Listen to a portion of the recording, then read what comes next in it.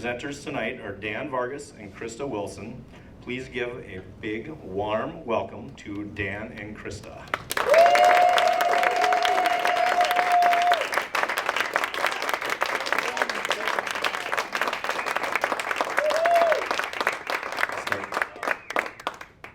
Hello, everybody. Is that loud enough? Is it too loud? We're practicing this earlier. Now I got to talk softly because it sounds loud. Well, thanks so much for having us. We're excited to be here.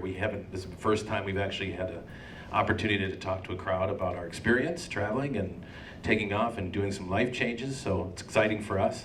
Again, I'm Dan. A little bit about me and my background is started out in retail. I've been an entrepreneur for about 15 years. I think the last time I worked for somebody was about 15 years ago. And started at a retail store, owned a boutique in Uptown for 8 years. And then opened a co-working space a couple years ago in Uptown. And then I've been doing as a side hustle, event planning and production. I run one of the biggest New Year's parties in Minneapolis. I've been there for 15 years. It's fun. You guys all have flyers. Definitely want to come to that. Krista, you want to tell about yourself? So my name is Krista. I took a little more traditional path than Dan did. After school, I went into the corporate world, but while in the corporate world, I did work in events. That was the little Lionel Richie concert there for one of them.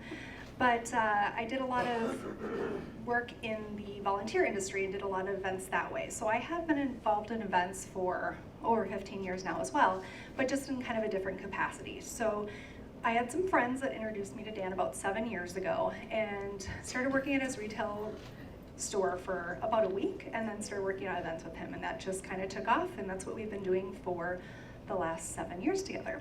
So that is kind of how we ended up here. About 2 years ago, Dan and I had a conversation, and we really just took a step back and needed to reevaluate our lives and where they were then and where we wanted them to go in the future. I don't know if you've ever done that. Sat down and kind of decided, hey, what's going on? Where am I? What do I want going forward? Because it's hard, life is busy. We wanted to see what really mattered to us. Is it a new job? Do you want to move? Maybe you had a dream project that you were really passionate about and told everybody about, and you got into it and you're like, this isn't what I want to do. I don't like this. But it can be hard because life is really busy, it's difficult, and things just keep moving very fast. So to actually take a step back and reevaluate where your life is and where you want it to go can be very difficult. So we want to talk to you today about how we did that, because maybe, just maybe, it'll give you an opportunity to take a look at your own life and say, am I doing what I really want to do? Hopefully that's yes, but if it isn't, this isn't what you want to do, how can you get to where you want to go? So Dan's going to kind of tell you how we got there, what happened 2 years ago, and how we're standing in this room today. Thanks. Nice job. We've been practicing this, and it's actually turning out way better than in actual practice. So I'll give you the quick story of why we were invited here. So 2 years ago, decided that we're going to make some changes, and it just happened that buying a sailboat and taking off to try to sail around the world was our avenue. So the beginning of this year, or 2 years ago, we started learning how to sail.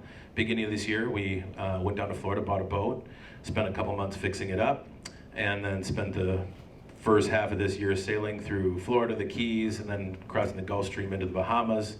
And then once hurricane season started bearing down on us, we came back to Florida and put the boat up in storage for the rest of the summer and hurricane season.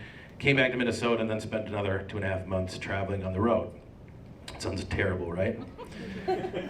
So that's kind of the story of why we were invited to come and speak about that experience. What started this was we really had to start changing our mindset about what was important. A couple years ago, the catalyst for all this is I closed the business. And if anybody's ever run a business and it didn't work out or failed, there's like the business hangover. It's not fun, it's tough on your ego, it's tough on your pocketbook, you put a lot of passion into it. And so, I was stuck in this place where I really had to evaluate what I thought was important. So, not having a job at the moment, having a little bit of savings to live, I had to reevaluate what I thought I wanted to do. So I had a couple of choices, either go work for somebody else, start a new business to try to make money to do what I wanted to do, and neither of those sounded very fun. So this is kind of what I did, is I started to just evaluate what I really wanted to do. I wanted to make money, but what was that money going to be used for? And that was the big catalyst. This was a kind of a light bulb moment for me, as I thought about, well, if I make all this money, if I spend another 5 years building a business, what am I going to do with all that money? I was going to quit working and go travel. So I just decided to change my mindset, and that was to take the travel part and put it in the beginning. I just had to really evaluate what I wanted to do, and that was this big catalyst. So it's definitely important to really step back and look at really what you want to do, and start designing your life around that. So that was step one. So I don't know if you want to take on the next part. So a really important part of whenever you're making a huge life decision is, how do you afford it, right? How are you going to do that? Sometimes the life decision is a new job that may afford you more money, or it's starting a business in which you don't have any money and it takes a long time to get there. For us, we wanted to design what we were going to do to earn income around the life that we wanted to live. Now, thankfully, travel, as Dan will mention, is a lot cheaper for us to live that way than we were currently living. So that really helped, and we had some savings, and we learned how to cut out a lot of expenses from our life. But even with that, we still needed to make some money. So we looked at what our interests were, and we built off that. So what we did was we started doing some video production. Dan really led the charge on this. Video production, video editing, which turned into some lucrative projects that we did before we left and have continued to roll in the door after that, which was really nice. But we turned those video production skills into creating a YouTube channel. Now right now, YouTube isn't really making us any money, but it's kind of a feeder for everything else.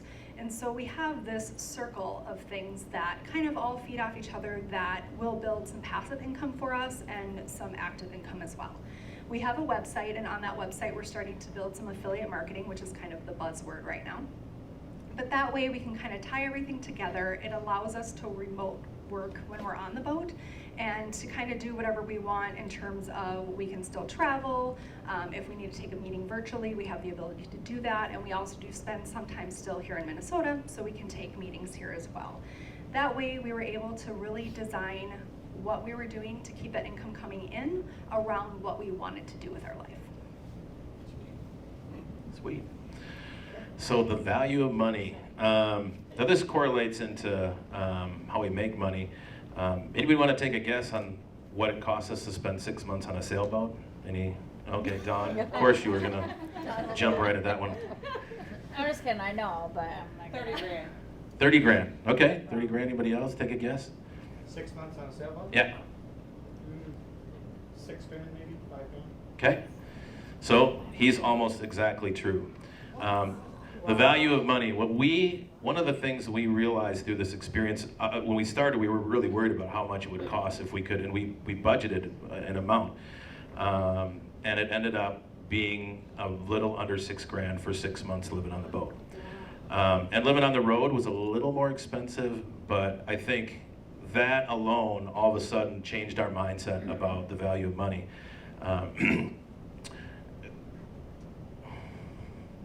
This is what was going to happen, brain fart.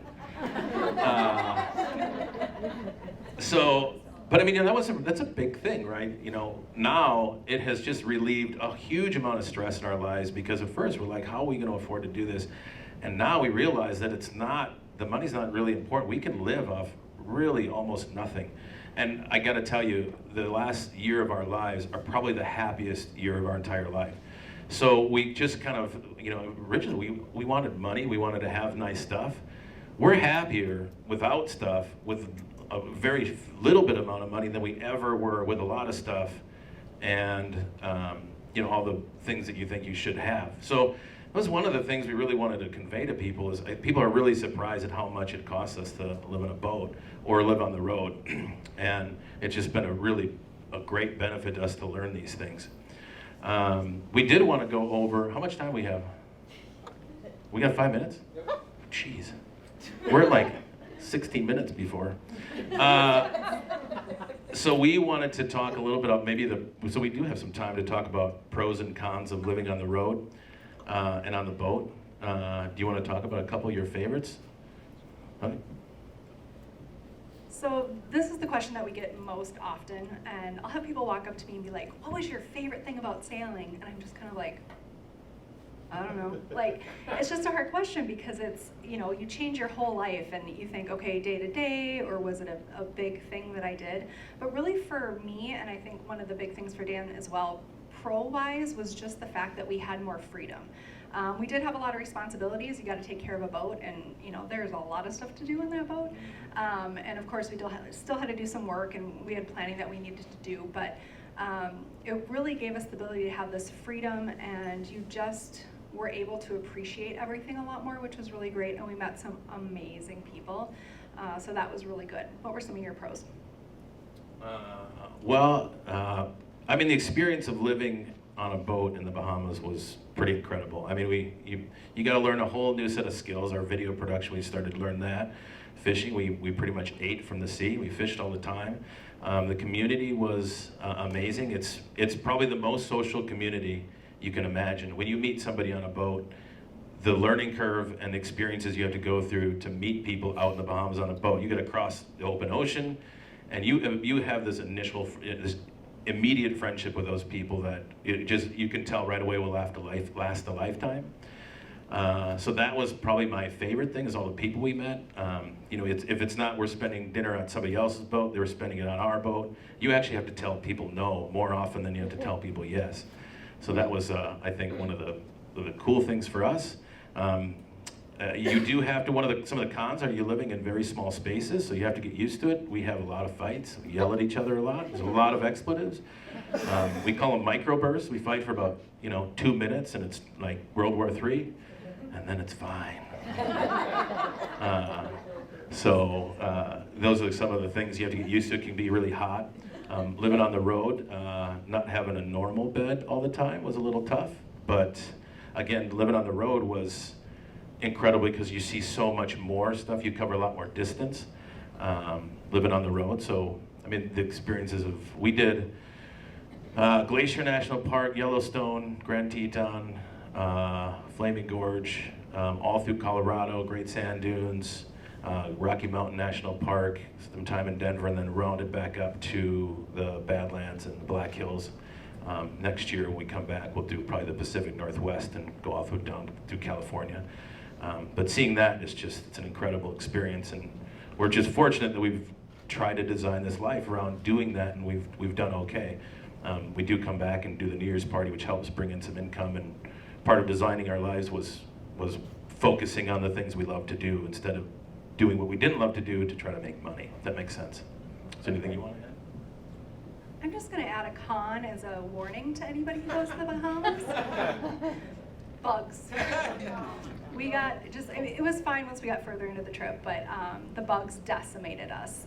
We each had hundreds and hundreds and hundreds of bug bites after like night 3, and after that it was fine, but we learned our lesson. They have these little nasty things called no-see-ums, and they were awful.